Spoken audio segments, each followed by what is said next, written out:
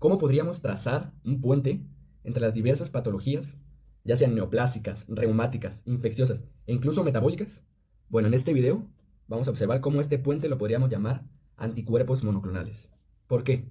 Todas estas patologías se pueden tratar mediante estas moléculas. O sea, el puente lo llamaríamos la terapéutica.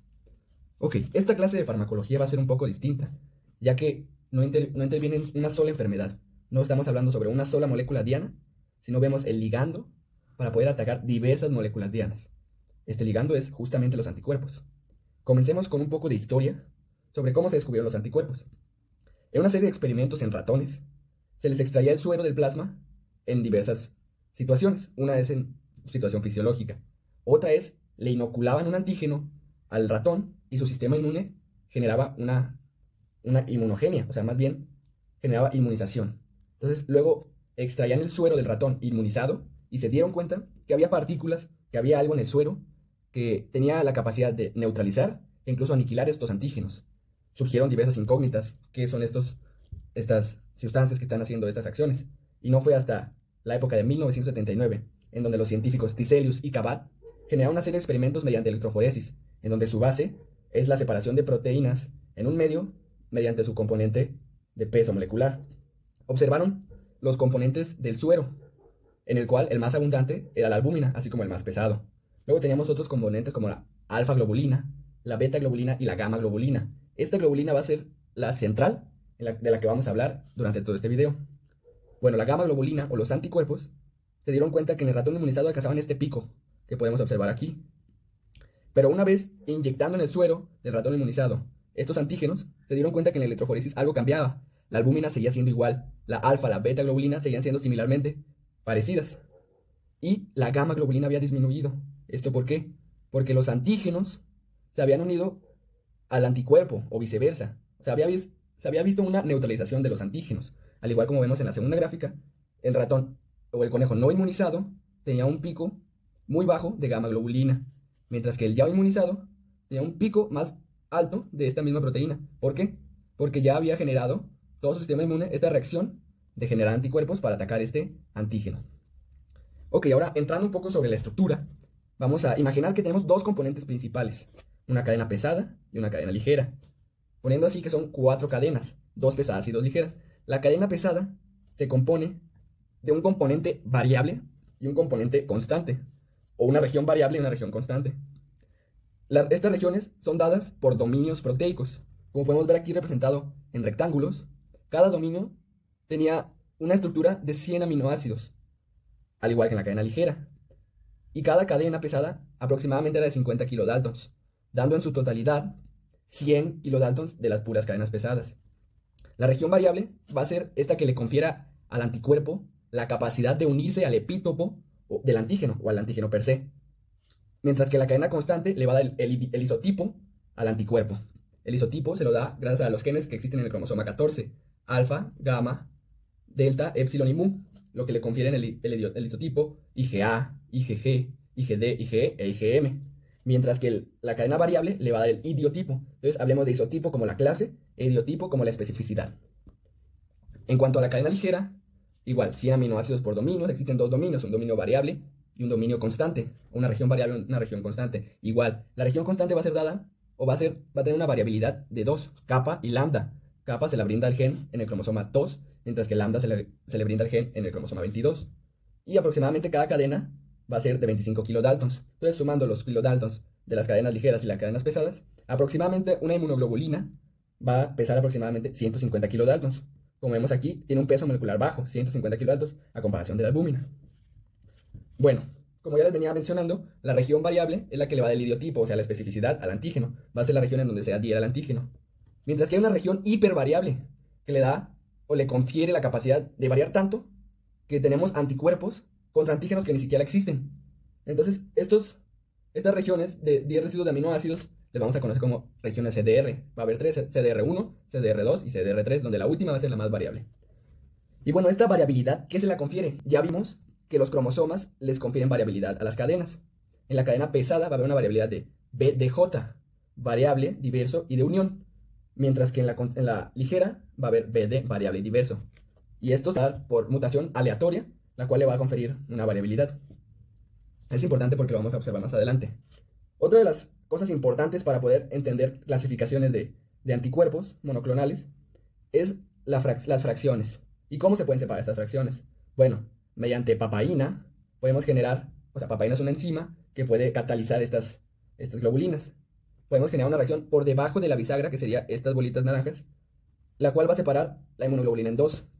En una fracción cristalizable, que sería la parte de abajo, FC, o donde se adhieren a los receptores, sería como el ligando de los receptores de diversas células. Y la fracción de unión antígenos, o fragment antigen binding. Y este tendría esta fracción en donde serían las dos globulinas. Y luego, mediante pepsina, podemos separarlo en dos fracciones de unión antígeno y una fracción cristalizable. Esto es importante porque en la clasificación de los anticuerpos monoclonales hay algunos que tienen toda la molécula y otros que carecen de la fracción cristalizable. Y esto nos va a hablar un poco más mi compañera Suemi. Un poco sobre la diferenciación de linfocitos B.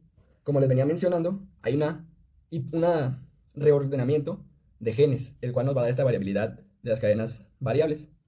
En el linfocito pre-B ya existe el primer reordenamiento, específicamente de la cadena pesada. Entonces ya va a poder expresar una clase de tipo M o de tipo mu. Ya podríamos ver en el linfocito pre-B IgM en su membrana, como podemos observar aquí. Luego va madurando, se encuentra el antígeno, y ahora sí, reconoce el antígeno. Entonces este tiene que tener una relación con los linfocitos T para que haya estimulación y haya esta expansión clonal. Dentro de esta estimulación existe una conexión por CD40, la cual puede presentar antígenos también por el complejo mayor de histocompatibilidad.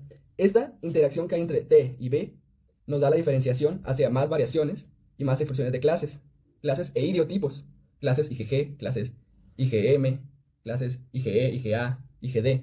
IgM e IgD son las que más se expresan en los linfocitos sin haberse reconocido un antígeno. Además son después de haber reconocido. Bueno, ¿qué tipo de clases existen? Tenemos 5 clases principales: las IgGs, las IgM, las IgA, las IgE y las IgD. Las IgG tiene 4 subtipos que les van a dar en estas cadenas por los enlaces disulfuros: IgG1, IgG2, IgG3 e IgG4. Algo importante va a ser los pentaméricos, los monoméricos y los diméricos. ¿Esto qué quiere decir? Si ya sabemos, las inmunoglobulinas están formadas por 4 cadenas. Esto refiere que es monomérica, solo hay 4 cadenas: 1, 2, 3, 4. Mientras que las pentaméricas hay 5 de estos ordenamientos, o sea, 5 por 4, 20 cadenas. Mientras que en las diméricas solo hay 8 cadenas. Y esto es importante porque cada globulina le confiere una actividad a la señalización que da. Hay que entender las funciones de las inmunoglobulinas para entender cómo es que esto nos puede ayudar a tratar diversas enfermedades. Bueno, la neutralización es una de estas funciones. ¿Cómo es la neutralización? Nos unimos a epítopes de agentes patógenos. Entonces estos no pueden, los antígenos que expresan en la superficie generalmente funcionan como factores de virulencia. Entonces ya no pueden hacer esta patogenia a estos virus, bacterias, parásitos, etc. Mientras que otra función sería la opsonización. La opsonización sería ponerle una cereza al pastel, hacerlo más apetecible para las células de la inmunidad. Como vemos en la imagen, nos unimos al antígeno. Ahora mediante los receptores FC podemos llamar a fagocitos para que lo fagociten. Otra es la fijación del complemento. Y otra es la citotoxicidad mediada por células. NK y las células citotóxicas atacan a células invadidas por virus y células tumorales. Esto es muy importante porque así entenderemos cómo funciona el tratamiento. Ahora, pasamos ya a la cuestión terapéutica de los anticuerpos monoclonales. ¿Qué son los anticuerpos monoclonales? Bueno, es un anticuerpo, una inmunoglobulina o gamma globulina, que tiene la capacidad de unirse a un antígeno en específico. El virus del VIH, la proteína Spike del coronavirus, una enzima, etc. Entonces, dentro de la producción de los anticuerpos monoclonales, tenemos diversas formas de hacerlo, que también nos van a dar diversas clasificaciones de los anticuerpos. Por ejemplo, la principal y la primera, la pionera de cómo generarlos, es el hibridoma. ¿En qué consistía? Tomaron un mieloma de un murino. Entonces tomamos un mieloma. La capacidad de los tumores o los cánceres también es que son inmortales. ¿Qué quiere decir? Tienen diversos sistemas para evadir el sistema inmune y también para evitar la muerte, la apoptosis o la senescencia. Los confiere la actividad inmortal. Luego tomamos a un ratón, lo inmunizamos ante algo, un antígeno, como ya les dije, la proteína Spike, por ejemplo, del coronavirus. Y este ratón genera linfocitos B. Entonces tomamos los linfocitos B del ganglio y ahora sí, hacemos como como una hibridación entre los dos, hacemos un híbrido y lo ponemos en un cultivo específico, el cultivo HAT, el cual confiere la capacidad de que solo se mantengan los hibridomas, o sea, la combinación de los dos. Si se replican puros linfocitos B, se mueren por apoptosis. Y si se replican los mielomas solos, también se mueren. Este nos va a dar un anticuerpo de tipo murino, que quiere decir todos sus componentes provienen de un ratón. Ahora, esta es una de las clasificaciones. Otra clasificación es una inmunoglobulina o un anticuerpo monoclonal quimerizado. ¿Qué quiere decir que sea quimerizado? La región variable va a ser de ratón, mientras que la región constante va a ser de humano. ¿Cómo hacemos esto? Bueno, conocemos los genes en donde se generan la variabilidad en el humano y en el ratón. Entonces, tomamos a un ratón e inactivamos estos genes que ya mencionaba, mientras que tomamos genes de humanos en otro ratón y los inoculamos en el mismo, en los loci que deben de estar. Esto que confiere la actividad de poder generar anticuerpos humanos, o sea, de proteínas humanas. Al hibridarse estos dos, confiere al xenomouse, que sería el ratón que ahora sí confiere los anticuerpos, una especie de híbrido entre los genes inactivados de la madre, digamos, y los genes inducidos del humano hacia el padre, genera la capacidad de generar proteínas humanas. Y este nos puede generar dos clasificaciones o dos tipos de anticuerpos. Los que ya decía, los quimerizados, que solo tienen la región variable de los ratones, y los humanizados, que tienen la región CDR o hipervariable de ratón, mientras que los demás solo va a ser de humano. ¿Esto qué confiere? Mayor tolerancia a las proteínas. No confiere, disminuye los efectos secundarios que ya nos va a hablar Suemi. Otra tecnología más desarrollada o como más nueva es la producción por fagos. Si recordamos, los fagos son estos virus que atacan a bacterias. ¿Y para qué sirve esto? Para poder replicarse los mismos.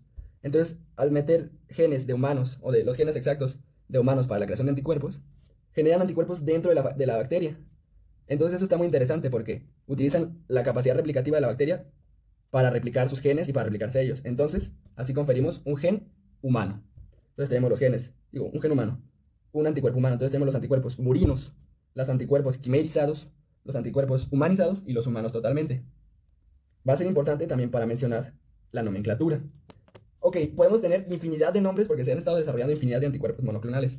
Pero para entender estos, hay que entender esta tabla. La nomenclatura va a haber un prefijo, un subtallo, dos subtallos y un sufijo. Siempre va a ser el prefijo, lo va a dar la farmacéutica que esté desarrollando el fármaco.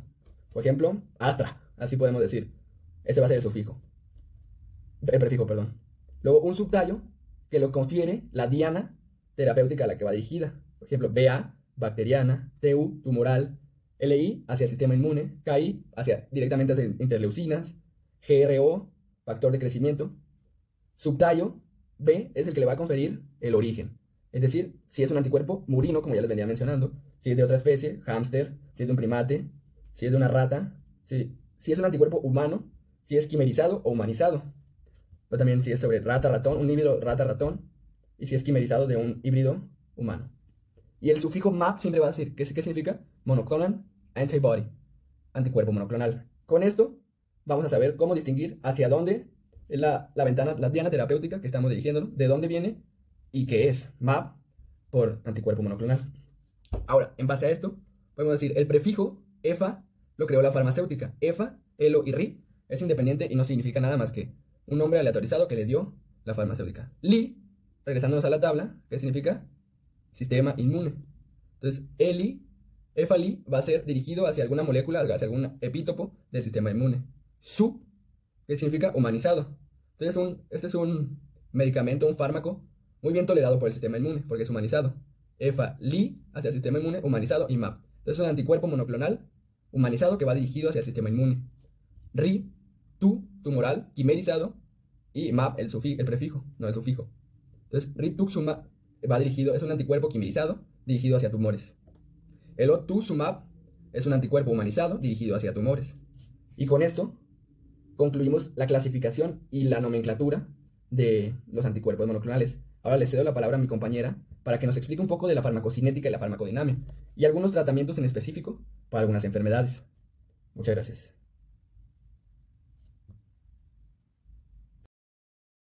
Continuando con la exposición, vamos a ver los principios generales de la actividad del anticuerpo monoclonal, donde los anticuerpos, como ya sabemos, son sustancias biológicas que pueden tener aspectos únicos en su mecanismo de acción, donde vemos que los principios generales de sus atributos van a incluir la afinidad por el antígeno objetivo.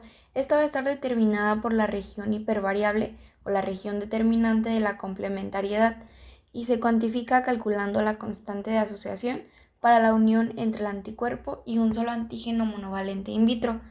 Los anticuerpos bivalentes, como ya sabemos, tienen una actividad amplificada. Posteriormente tenemos el reclutamiento de mediadores inmunes, donde los anticuerpos monoclonales van a reclutar células inmunes y moléculas como el complemento.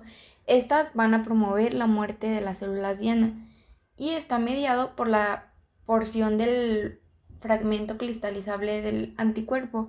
Este va a incluir la segunda y la tercera región constante de la cadena pesada. Los receptores de la fracción cristalizable van a poder reclutar las células efectoras inmunes para causar bien citotoxicidad celular dependiente de anticuerpos o fagocitosis mediada por anticuerpos de monocitos o macrófagos. Asimismo, pueden promover la muerte celular a través de la citotoxicidad dependiente del complemento, en el que la unión del anticuerpo monoclonal a las células diana va a dar como resultado la activación de la cascada del complemento.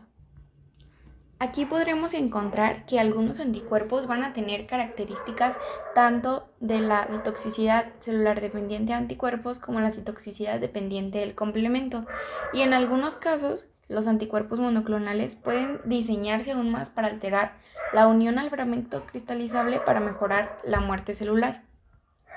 En la actualidad se sabe que la destrucción de células diana también se puede mejorar mediante el uso del anticuerpo como vehículo para administrar una toxina o bien un fármaco citotóxico directamente a la célula diana utilizando un fármaco del anticuerpo monoclonal o un conjugado de toxina del anticuerpo monoclonal.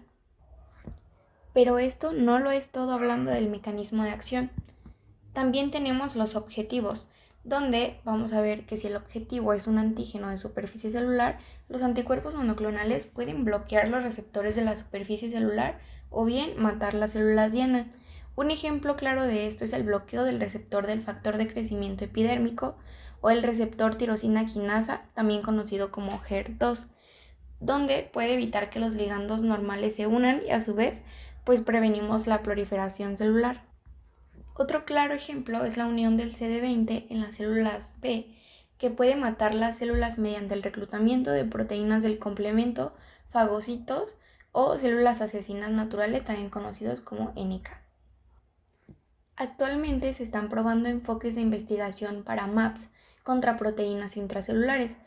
Este sería un enfoque que podría ampliar los objetivos disponibles y los métodos de la destrucción celular. Por otra parte, tenemos el objetivo en el caso de que sea una proteína plasmática o un fármaco, donde la unión al antígeno y el secuestro lejos de un compañero de unión normal pueden ser suficientes para la eficacia de un anticuerpo monoclonal dirigido contra una molécula soluble, como lo es una proteína plasmática o un medicamento. Un ejemplo de proteína incluye el factor de necrosis tumoral, también conocido como TNF, o bien el factor de crecimiento endotelial vascular. Por otra parte, como ejemplo de medicamentos tenemos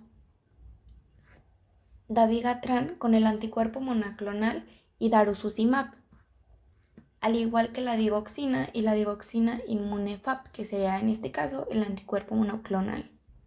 Que en este caso, cuando se unen al anticuerpo monoclonal, estos fármacos son esencialmente neutralizados y finalmente van a ser eliminados por los macrófagos, esto a través de la captación mediada por la fracción cristalizable y la degradación lisosomal. Por otra parte, si el objetivo es un receptor de inmunoglobulina G, conocida como IgG, estos trastornos van a ser mediados por autoanticuerpos que podrían tratarse reduciendo el tiempo que circula la IgG, en donde el receptor del fragmento cristalizable neonatal va a mantener a la IgG en la circulación promoviendo el reciclaje de esta. En este caso, los anticuerpos monoclonales que bloquean el sitio de unión de la IgG del receptor de la fracción cristalizable neonatal pueden inhibir la transitosis de la IgG independientemente de la especificidad de esta. Un claro ejemplo de ella es rozanolixizumab.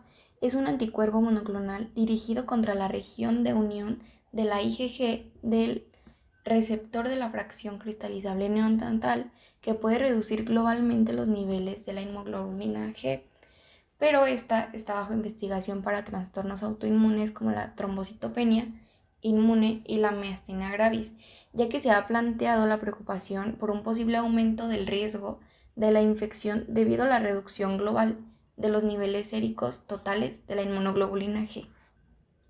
Pero en estudios preliminares de uso a corto plazo, las tasas de infección no aumentan. Por otra parte, si el objetivo es un organismo infeccioso, aún se continúa con la investigación de los anticuerpos monoclonales contra estos patógenos, pero los usos potenciales van a incluir la prevención o el tratamiento de las infecciones. En el caso de los virus, la mayoría de los anticuerpos monoclonales van a neutralizar la entrada viral en las células del huésped. Un caso de esto es cómo se desarrollaron rápidamente varios anticuerpos monoclonales que lo vimos en cuestión de meses para atacar la proteína espiga del coronavirus 2 del síndrome respiratorio agudo seguro, en el caso de que este fuera severo. Esto causaba la enfermedad por el coronavirus 2019. La rápida evolución de las variantes virales y el desarrollo de las terapias antivirales orales efectivas llevaron a la retirada de la autorización de uso de emergencia para estos productos. Otro ejemplo es el palivizumab, el cual se dirige contra la glicoproteína de fusión del virus incital respiratorio, el cual este anticuerpo monoclonal fue aprobado por la Administración de Alimentos y Medicamentos de los Estados Unidos, mejor conocido como la FDA, para prevenir la infección por el virus. En el caso de los gérmenes, se han estado investigando anticuerpos monoclonales dirigidos al tallo conservado de hemaglutinina A de Haemophilus influenzae, pero en este caso no se ha desarrollado ningún anticuerpo monoclonal efectivo. En general se menciona que es poco probable que los anticuerpos monoclonales contra patógenos se usen de forma rutinaria debido a su costo alto y el requisito de la administración parenteral. Sin embargo, pueden ser especialmente útiles para las enfermedades infecciosas emergentes. El tratamiento de la enfermedad activa o la profilaxis dirigida podrían ser especialmente importantes en personas que no han sido vacunadas pero que requieren protección inmediata, como es el caso del coronavirus, el virus del ébola o en personas embarazadas en áreas endémicas del virus del Zika. En cuanto a las indicaciones, se discuten en revisiones temáticas separadas sobre los trastornos específicos, en donde algunos ejemplos incluyen neoplasias malignas hematológicas, tumores sólidos, trastornos autoinmunes o trastornos con un componente inmune, hipercolesterolemia, asma, osteoporosis, enfermedad inflamatoria intestinal, el rechazo del aloinjerto, organismos infecciosos y la reversión de los fármacos, en donde es importante mencionar que estos ejemplos no son una lista exhaustiva, ya que se siguen desarrollando nuevas indicaciones y nuevos anticuerpos monoclonales. Posteriormente, quise plasmar en una tabla de manera resumida las principales enfermedades en las cuales se lleva un tratamiento con anticuerpo monoclonal actualmente, como es el cáncer de mama con HER2 positivo, la leucemia linfocítica crónica, el linfoma de No-Hodgkin, la artritis reumatoide, la enfermedad de Crohn, esclerosis múltiple, psoriasis, enfermedad pulmonar obstructiva crónica, asma y la enfermedad de Alzheimer. Además, siendo un poquito más específica, tenemos una tablita en donde tenemos el tratamiento con anticuerpos monoclonales que se utilizaba para el coronavirus, el cual se llama Evusheld, donde era una combinación de tixagevimab y silgavimab. que era autorizado para la prevención de la infección antes de una exposición conocida al COVID-19, al igual que el tratamiento del COVID-19 de leve a moderado ya diagnosticado es el bebtelovimab. Ahora pasando a la vía, a la dosis y a la farmacocinética, tenemos que saber que estas van a depender del esquema de administración y la dosis por la farmacocinética del anticuerpo específico, en donde tenemos que algunos anticuerpos monoclonales se van a administrar en una dosis fija y otros se dosifican de acuerdo con el peso corporal del paciente. En lo que respecta a la vía de administración, los anticuerpos monoclonales, como ya sabemos, son proteínas, por lo que no se pueden tomar por vía oral, con la excepción de la administración oral que se explora para ciertas indicaciones intestinales. Algunos se pueden administrar por vía intravenosa, por ejemplo, el infliximab, otros por vía subcutánea como emicizumab, y algunos pueden administrarse por cualquiera de estas dos vías, como es el rituximab, pero en diferentes formulaciones. Además, se ha informado del uso intramuscular, como es el palivizumab, en donde los principales determinantes de la vía de administración van a incluir una mayor y una más rápida biodisponibilidad con el uso intravenoso, equilibrado para evitar el acceso intravenoso para la vía subcutánea, en donde los anticuerpos inyectados por la vía subcutánea van a ser absorbidos por los canales linfáticos y estos pueden no alcanzar la concentración plasmática máxima durante varios días. El anticuerpo monoclonal va a tener que administrarse por la vía que se utilizó para poder establecer la eficiencia clínica y la seguridad para la indicación específica, a menos de que se administre en el contexto de un ensayo clínico. Ahora, pasando a la dosis y a la farmacocinética, tenemos que la dosificación se va a determinar a partir de los ensayos clínicos. La vida media de los anticuerpos monoclonales en realidad son bastante variables. Estos pueden ser de 2 días hasta varias semanas. Aquí algo muy importante es la unión al receptor del fragmento cristalizable neonatal, donde va a ser expresado en muchos tipos de células adultas, las cuales van a aumentar la vida media de los anticuerpos de linaje humanos y humanizados. La unión del covalente de polietilenglicol también se puede utilizar para prolongar la vida media del anticuerpo monoclonal. Algo muy importante de comprender es que una vez que un anticuerpo monoclonal está en la circulación, va a salir de la vasculatura por presión hidrostática y osmótica, que puede ser dependiente del tejido, en donde la retención en los tejidos va a depender de la afinidad por el objetivo, como ya lo vimos anteriormente. La mayoría de los anticuerpos monoclonales son eliminados por los macrófagos retículo-endoteliales a través de mecanismos no dependientes del antígeno. En cuanto al intervalo de dosificación, tenemos que la frecuencia de administración también va a variar, pero existe una regla general en donde los anticuerpos son relativamente estables en la circulación y se pueden administrar aproximadamente una vez por semana o en intervalos mayores. Hay excepciones para las cuales la dosis se administra con mayor frecuencia, como es el alemtuzumab, que se va a administrar en dosis crecientes en días alternos, o por lo contrario con menos frecuencias, como lo es la terapia de mantenimiento con rituximab, después del tratamiento de una neoplasia maligna de células B. Otro aspecto muy importante es la coadministración de más de un anticuerpo monoclonal, en donde sabemos que se puede administrar conjuntamente más de uno, aunque esto solo debe hacerse en situaciones en las que se utilizan para tratar 2 trastornos diferentes o bien para un solo trastorno, si se ha demostrado que la combinación tiene una mayor eficacia o una eficacia similar con toxicidad reducida que uno de los anticuerpos monoclonales solos, ya que en principio los anticuerpos monoclonales podían dirigirse contra el mismo objetivo, 2 objetivos diferentes en la misma célula o 2 tipos de células independientes, de lo cual ya existen ejemplos de evidencia de una mayor eficacia de 2 MABs, en donde se incluye el cáncer de mama con pertuzumab y el trastuzumab, que se usan juntos en el cáncer de mama con HER2 positivo junto a un taxano. Ambos MAPs se dirigen al receptor HER2, en el cual la combinación de ambos más un taxano tiene una mayor eficacia y toxicidad que el trastuzumab más un taxano, pero esto no va a aumentar la tasa de disfunción ventricular izquierda.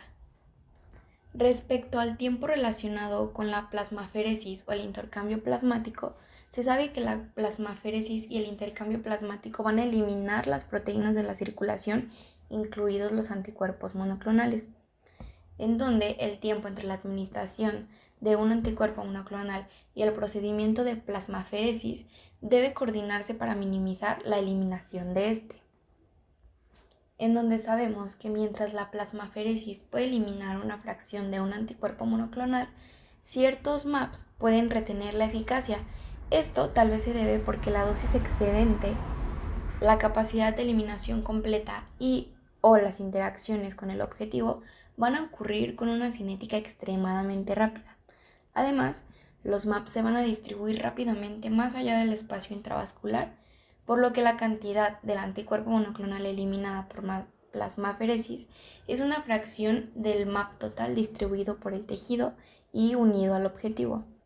Existen actualmente varias especificaciones en donde si la plasmaféresis se realiza inadvertidamente, inmediatamente después de administrar un anticuerpo monoclonal, el médico tratante debe de decidir si administrar otra dosis o esperar hasta la siguiente dosis programada. A menudo no se administran dosis adicionales, pero debemos de tener los factores a considerar, en los cuales incluyen 1. La gravedad de la enfermedad, 2. El número de dosis administradas hasta el momento y 3. El intervalo de tiempo entre la administración del anticuerpo monoclonal y el inicio de la plasmaféresis.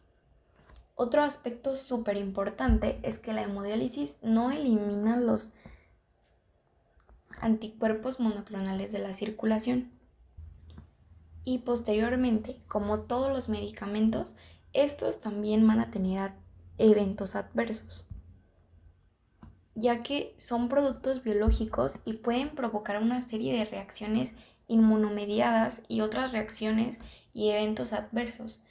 Estos no deben prescribirse sin la experiencia necesaria y las instalaciones adecuadas para tratar reacciones potencialmente graves.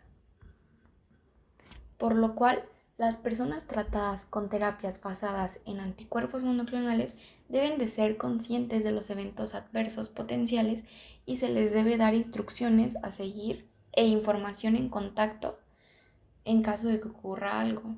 La información de prescripción para el anticuerpo monoclonal específico va a contener una lista completa de los eventos adversos, los cuales voy a mencionar un poco más adelante. Principalmente vamos a tener las reacciones a la infusión. Estas generalmente ocurren en las primeras 1 o 2 horas de comenzar la infusión. Pueden afectar a cualquier sistema de órganos y pueden variar desde reacciones levemente irritantes en el lugar de la inyección, como aumentos de la temperatura corporal o prurito, hasta la anafilaxia potencialmente mortal. En este caso, las reacciones leves van a ser muy comunes.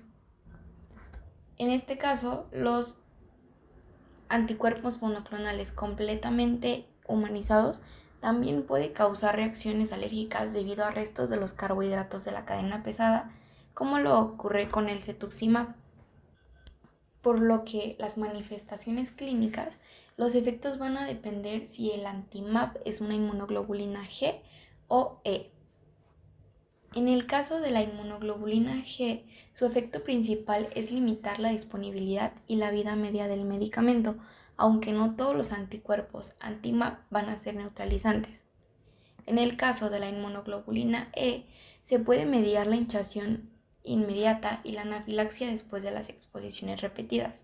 Ya se ha intentado la desensibilización, aunque muchas veces estas reacciones de hipersensibilidad aguda pueden confundirse con los síndromes de liberación de citoquinas, que dependen en gran medida de la cantidad y del tipo de célula diana en lugar de las características del anticuerpo monoclonal.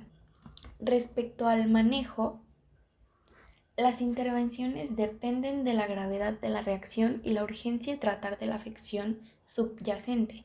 en donde, como ya les mencioné, las reacciones leves van a ser las más comunes y a menudo estas se pueden controlar mediante el reconocimiento temprano y la intervención inmediata. A menudo, el anticuerpo monoclonal se puede continuar después de detenerlo temporalmente, y aquí el uso de una velocidad de infusión más lenta o una terapia concomitante con antipiréticos o antihistamínicos puede ser muy útil. Por lo general, se administran 25 miligramos de difenidramina por vía intravenosa o una dosis adicional de 25 miligramos si hay progresión a los 15 minutos. Algunos protocolos administran de 25 a 50 miligramos, reevalúan a los 30 minutos y administran una dosis adicional si es necesario. Pero es súper importante que la dosis total de la difenidramina no se exceda los 100 miligramos en una hora. Para esto se deben consultar los protocolos institucionales y la información específica sobre el trastorno que se está tratando. Pero, por otra parte, existen otros eventos adversos relacionados con el sistema inmunitario, en donde se van a incluir reacciones dermatológicas, gastrointestinales, endocrinas y otras reacciones inflamatorias relacionadas con las alteraciones del equilibrio inmunitario normal entre la actividad y la tolerancia inmunitarias. En algunos casos, la administración concomitante de un medicamento inmunosupresor, como un glucocorticoide, puede reducir estos efectos adversos relacionados con el sistema inmunitario. En cuanto a las reacciones cutáneas, pueden ocurrir durante el uso de ciertos anticuerpos monoclonales para la terapia del cáncer. Por otra parte, las infecciones y la autoinmunidad, los anticuerpos monoclonales que reducen la función inmune, incluidos los que se dirigen a los antígenos en los linfocitos B y T, pueden causar infecciones o complicaciones autoinmunes. Además, existe el síndrome de liberación de las citoquinas. Esta es una reacción inmune grave que puede ocurrir en individuos que están siendo tratados por ciertas neoplasias malignas. Para esto puse esta tablita en donde se describe este síndrome, así como los grados. En donde tenemos el evento adverso, el síndrome de liberación de las citoquinas. El grado 1 va a incluir la fiebre con o sin síntomas constitucionales. El grado 2 va a contener la hipotensión que responde a los líquidos, hipoxia que corresponde al 40% de dioxígeno. En el grado 3 vamos a tener una hipotensión manejada con un presor, además de la hipoxia que requiere igual que el 40% de dioxígeno. En el grado 4 tenemos consecuencias potencialmente mortales, así como la intervención urgente indicada, por lo que el grado 5 corresponde a la muerte. Es importante, como se menciona, que el síndrome de liberación de las citoquinas es un trastorno caracterizado por fiebre, taquipnea, dolor de cabeza, taquicardia, hipotensión, erupción cutánea y o hipoxia, y esta va a ser causada, como su nombre lo dice, por la liberación de las citoquinas de la célula. Por otra parte, tenemos los efectos no deseados relacionados con el antígeno diana, que en algunos casos pues están directamente relacionados con la biología del antígeno diana. Un ejemplo es el apiximab, que bloquea la agregación plaquetaria y este puede causar el sangrado. El cetuximab, que inhibe el receptor del factor de crecimiento epidérmico, que puede causar toxicidad dermatológica. Y el trastuzumab, que se dirige al receptor de HER2, puede causar una cardiotoxicidad, que se cree que está relacionada con un papel de HER2 en la supervivencia de los cardiomiocitos. Pasando a la prevención, vamos a tener que la profilaxis con paracetamol y difenidramina a veces se van a incorporar los protocolos de la terapia, como anteriormente ya se había explicado. En cuanto al tratamiento, el manejo del síndrome de la liberación de citoquinas va a depender de la gravedad, esto como con la clasificación que vimos anteriormente. Y bueno, como el tratamiento puede incluir la interrupción de la perfusión, el tratamiento sintomático, los líquidos intravenosos e incluso el soporte de ventilador y o presora. Ahora, algo que se me hizo muy interesante es que hablaba sobre la resistencia de los anticuerpos monoclonales y se mencionaba que este generalmente no se aplicaba, pero se ha observado. Y esto ocurre porque la resistencia puede deberse a la alteración de la biología de la enfermedad.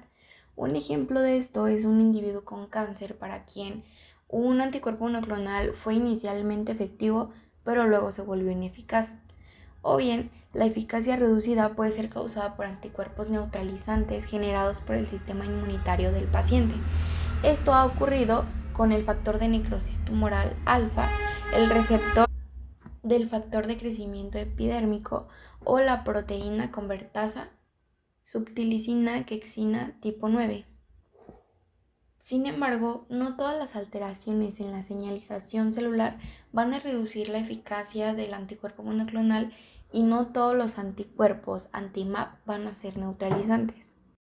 Respecto al embarazo, los anticuerpos monoclonales cada vez se utilizan más para tratar enfermedades autoinmunes que afectan a las mujeres en edad fértil, lo que va a requerir investigaciones de seguridad materna y fetal. La experiencia durante el embarazo se limita principalmente a los informes de casos, generalmente relacionados con anticuerpos monoclonales que han sido probados durante muchos años y que por lo tanto van a ser de la subclase de la inmunoglobulina G1, que puede acumularse en el feto, ya que el receptor del fragmento cristalizable neonatal es el receptor crítico en la barrera materno-fetal que va a ser el responsable del transporte de la inmunoglobulina G, que ya mencioné era la IgG1, a la circulación fetal. Este se va a expresar en la placenta dentro de la capa del sincitio torfoblasto y va a promover la liberación de la inmunoglobulina G en la circulación fetal a través de los endocitos. El receptor del fragmento cristalizable neonatal normalmente se va a expresar en las células endoteliales y hepáticas y es el principal regulador de la vida media de la inmunoglobulina a través del reciclaje endosomal. Aquí tenemos que la mayoría de los anticuerpos monoclonales pueden transferirse al feto a través del receptor del fragmento cristalizable neonatal placentario, inicialmente después del primer trimestre, y se desconocen sus efectos sobre la embriogénesis y el desarrollo del sistema inmunológico fetal. Los anticuerpos monoclonales más estudiados en el embarazo son los inhibidores del factor de necrosis tumoral alfa, ya que el papel de este en la embriogénesis y la organogénesis se ha llevado un amplio estudio de defectos congénitos de nacimiento después de la exposición a anticuerpos monoclonales inhibitorios. Muchos de los primeros estudios fueron limitados para diferenciar los resultados entre la exposición al fármaco de anticuerpo monoclonal o el control insuficiente de la enfermedad. El análisis de las bases de datos de vigilancia posteriormente a la comercialización identificó 1.850 embarazos con exposición a un inhibidor del factor de necrosis tumoral alfa y encontró frecuencias similares de aborto espontáneo, aborto prematuro y bajas tasas de peso al nacer a la población general. Bueno, esto sería todo por nuestra parte. Si tienen alguna duda nos la pueden hacer llegar a nuestro compañero Ulises o a mí. Muchas gracias.